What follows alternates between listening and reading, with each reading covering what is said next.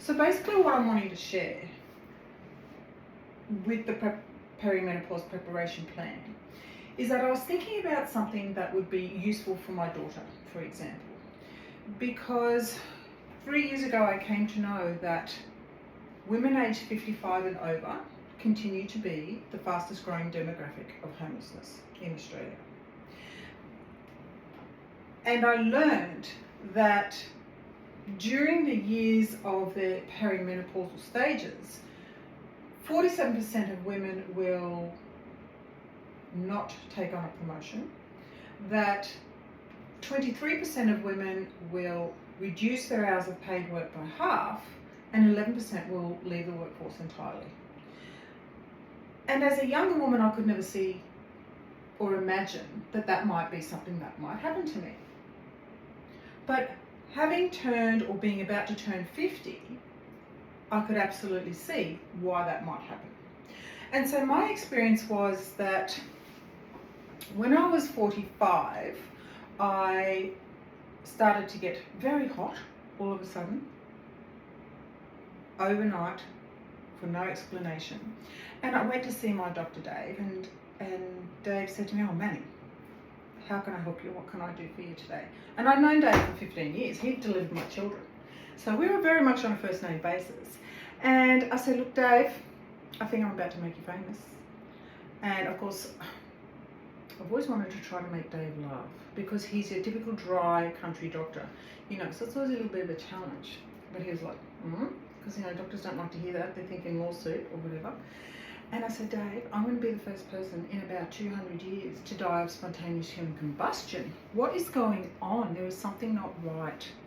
And he said, "Oh, okay, yeah. Is there anything else?" I said, "Yes, actually." And I told him what else was going wrong. And he said, "Manny, I think you're in perimenopause." So I was thinking, well, what do you mean? I mean, I'd never heard the peri part of menopause. And all, of course, my brain picked up on was menopause. And so menopause to me as a Gen Xer when I was in my 30s meant that sometime after you turned 50, it was like your body flicked a switch and you would get really hot and one day your period would just stop for good, forever, done. And that didn't seem so bad to me, because when you've had children and you know what it's like to have children, you think, well, that's not so bad, I've had worse. Then to find out at this last minute that all these other things were happening was a little bit of a surprise. And I will be honest that I honestly did not hear the word peri to the menopause. So when I left Dave's office, I was thinking, poor Dave, he must be going through a really tough time right now because he's making shit up. Because perimenopause there is no perimenopause. It doesn't exist. That was honestly what I believed. I truly did not think it was a real thing. So when the next few years rolled by and I was coming up to my 50th birthday, I was thinking, oh, well, I'm about to turn 50, I better do something about that menopause thing. So I rang a doctor in my local area, and I'd since moved interstate from having lived in the Northern Territory before that and knowing my doctor for years. I didn't know this doctor at all. And I said, "Look, I'm about to turn 50 and I'm wondering if there's anything I should be doing or taking to help my body for menopause." And she said, "Are you planning on getting pregnant?" No, I was not planning on getting pregnant at 50. So I said, "No, thank you, I'm good. I've got two young adults, I'm good." And she said, "Well, in that case, you no longer need your estrogen or progesterone. And any symptoms you're experiencing are a normal part of the aging process, I'm afraid. Is there anything else I can help you with today?" And that was it. That was my menopause preparation. So when I hung up from that conversation, I thought, I know what my estrogen is. It's my female sex hormone. It's made in my ovaries. It helped me get pregnant. But what the bloody hell is progesterone? I had absolutely no idea. So I Googled it, and that's where I learned that the main function of progesterone is to protect the integrity of the uterus. And I thought, still have one of those. That could be important. I wonder if there's anything about estrogen I don't know. So I Googled that. And I learnt for the very first time in my life that estrogen is so much more than a reproductive hormone. It's involved in our bone density, our muscle mass, our ability to sleep through the night, our body temperature regulation, among other things, including our clear thinking. And I thought, surely something this important a doctor might have shared with me so that I would know. Surely. And then I thought, well, I live in a city suburb of a first world nation. So this is the kind of help that I'm getting. What's the chances that it's any better for women living in rural, remote, regional places of Australia, and even Indigenous women? Well, probably can't be any worse. And that's actually what set me up on this journey, to start looking at how can we support women to better understand and know what's happening in their bodies. And what I've learned has really surprised me. I'm going to share that with you, just some of the key rocks that I think we should be knowing from our 20s to help prepare and support us until we get to our perimenopausal stage, because then there are other things that we can learn and to help our bodies through to that next stage. But I really want to concentrate on these few things that I think would also help my daughter and your daughters to be prepared for what they need to know. So the first thing was that I had my first or only ever blood test when there was something wrong. So if you're not well, you go to the doctor, you explain your symptoms, they explore what might be happening, they send you off for a blood test, but you have a bit of a plan moving forward of what's going to happen next. Great. And what I've identified is that a lot of doctors will try to give women a blood test to identify where their hormones are at, and it's completely pointless. Because when we're in perimenopause, basically the ovarian function is shutting down, and it is varying widely from day to day. There's no longer that regular monthly cycle that we've come to rely on. So any blood test that you have done is only ever going to be a snapshot of that point in time. It's not reflective of your actual daily regular experience. But what I would have said to my younger self, and what I've already told to my daughter, in fact I nearly had to sit on her to go and get her blood test done so we would know why she's feeling tired, because I'd always be saying, you need more red meat, maybe you need more meat. Maybe she doesn't, maybe it's something else. So the first thing would be to go and have a blood test on an annual basis around the time of your birthday, so you don't forget. Because you really need to start identifying your vitamin and mineral profile. A lot of us, 60% of us as an average, are deficient in magnesium, but you're not necessarily deficient in magnesium. And in fact, I have a girlfriend who thought she was deficient in magnesium and was supplementing in the way that she thought she should be, only to find that her magnesium was actually off the charts and through the roof, and she did not need to be doing that. Waste of money, waste of time. Wasn't going to do anything else for her.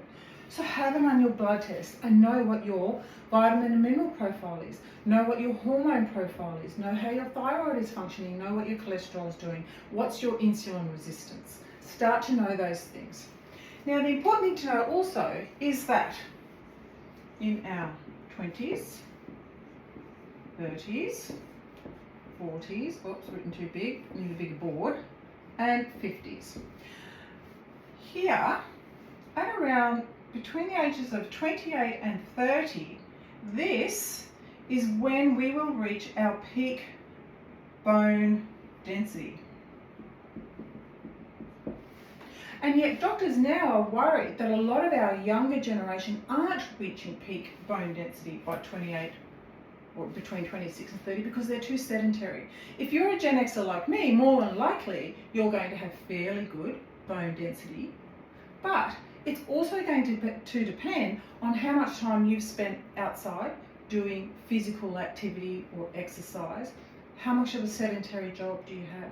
Does your lifestyle allow you, between looking after children and families and running around to appointments, allow you to go and do some weight-bearing exercise? And that's not going to be cycling or swimming, because they are not going to be helping to improve your bone density. So the next thing that I'm going to suggest to my daughter when she turns 28 is that she goes and has a bone density test done. So she knows what her bone density is at, because you can't do preventative medicine or do holistic nutrition and exercise in your diet and in your lifestyle if you don't know that there's a problem. And many of us aren't finding out until we're in our 50s. And in fact, more of us are finding out in our 50s that we are osteopenic or well on our way to osteoporosis because of the lifestyles that we're leading now. So that is impactful. So we've got our blood tests and we know our bone density. Terrific. The next thing is we need to know that our bone density and our muscle mass is more than likely on a downhill decline of around 1% per year without intervention. So that intervention can be either exercise and or diet. Okay, so bone density at a loss of 1% per year. We know that a pregnant breastfeeding mum, anywhere on this spectrum here, is at risk of losing, according to Dr. Vonda Wright, who's an orthopedic surgeon in the USA, is at risk of losing up to 20% of her bone density in the time that she's actually breastfeeding. Now you multiply that by a number of children, you're already having a compromised bone density profile in here. And we know that menopause can happen before our 50s. In fact, our perimenopausal journey could begin as young as 17, and there have been cases of young women who have begun their journey at 17. So anywhere along this spectrum and profile here is when you can actually begin your perimenopausal journey. It's less common as we get younger, but it happens. So if you know that you are at risk of losing or reducing your bone density, and you know that your muscle mass is also decreasing, and again it's because of hormonal as well as external factors like diet, nutrition, exercise, then we know we can do something about that. You can start doing some weights twice a week. You can wear a weighted vest when you go for a walk. Make it a coffee walk with a girlfriend. But this is another intervention that you can do to help make sure that as you're going through this journey to here, you're already compensating. It might mean, as Dr. Vonda Wright suggested, that during breastfeeding, that a woman takes an extra 500 grams of calcium to support her bone density. If she doesn't want to take it as a tablet, take it as, make sure it's in the diet, but track it and be aware of it. So that you've got bone density and muscle mass. Two other factors that we need to consider is protein. The average Western diet contains only, on average, 50 to 60 grams of protein in a day for the average female. That's not enough. We need 2 grams per kilogram. So ideally between 1.5 to 2 grams of protein per kilogram of your desired body weight. So I weigh 75 kilos. I'm aiming, because I'm trying to also build muscle right now and do a bit of a body composition change, I'm aiming at 2 grams of protein per kilo of body mass, so I need 150 grams of protein a day. That's 30 grams of protein over 5 meals in a day. And I'm telling you, you need to start early. You need to start at breakfast time, because otherwise you can't eat it all. It's a lot of chewing. It's a lot of preparation. And I actually use things like casein custards and protein powders now to help, because I just haven't got the time to always eat that much. So it's something to be aware of. So we've got our muscle protein building, and we've probably all heard more recently, creatine. So creatine is one of the most widely studied sports supplements available. And it used to be the domain of gym junkies, usually males, because what it does is it helps your muscles to hang on to that glycogen and water and have access to the nutrients and what it needs to build muscle. It is also excellent for post-exercise recovery, and it's meant to be fantastic for our brains. There's a lot of information to unpack just in that alone, but just knowing that that is something that you can take with 3 grams a day. If you take 3 grams a day, it's a chalky white powder. doesn't taste like anything. Chuck it into a smoothie, you won't even know it's there. And you're already doing something that's going to contribute to your well-being right down here. And the fantastic thing is, you're not too old. You don't have to think, oh, I didn't start this in my 20s, it's too late for me. No, I bought some for my mum. She's in her 70s. She's starting today. I bought it to her yesterday. So she's now including creatine into her diet and looking at our weight bearing jacket for her to wear. So now we've got 20s, 30s, 40s and 50s. If we've got bone density, muscle mass, protein and creatine covered, then we're already taking out a couple of these big rocks that could be problems for us, because now that we know our estrogen, or our estradiol most specifically, is a huge driver of our bone density and our muscle mass, if we know that, we can already do things to mitigate against the loss of it. The other thing I'm finding that women don't know, and I certainly didn't know until I started researching this 3 years ago, was that estrogen is actually made up of 3 component parts. And we have estriol, which is an estrogen that we find only in pregnant women, so we won't need to worry about that one right now. Then we have estradiol, and estradiol is she's like our fairy godmother hormone. Estradiol loves us sick. Estradiol absolutely contributes so much to our overall well-being that it is a shame to be losing her when our estrogen making factory, our ovaries, are no longer producing estradiol, because estradiol is made in our ovaries. However, we still have another estrogen, which is estrone. Now this one is made in our adipose tissue, our body fat. So it shouldn't really be of any surprise to us that over the course of our perimenopausal transition, the average woman will gain 5 to 6 kilograms of body fat, regardless that she is eating and exercising the same as she always has. Let that sink in. It's a bit cruel. It is a bit cruel. But it's actually designed to be protective, because whilst estrone isn't as fantastic as estradiol, it is still the estrogen that's thinking, hey, we've got some work to do here. Ovaries are shutting down. We've got to take over. She needs that extra support. So that's what's happening when we're putting on that 5 or 6 kilos. And most of us don't know that. So we've had a chat about estrogen. We know that progesterone is the hormone that's responsible for maintaining the integrity of our uterus. And we know that it also helps to keep us more calm, less likely to feel anxious. If you still have a uterus, then you still need progesterone.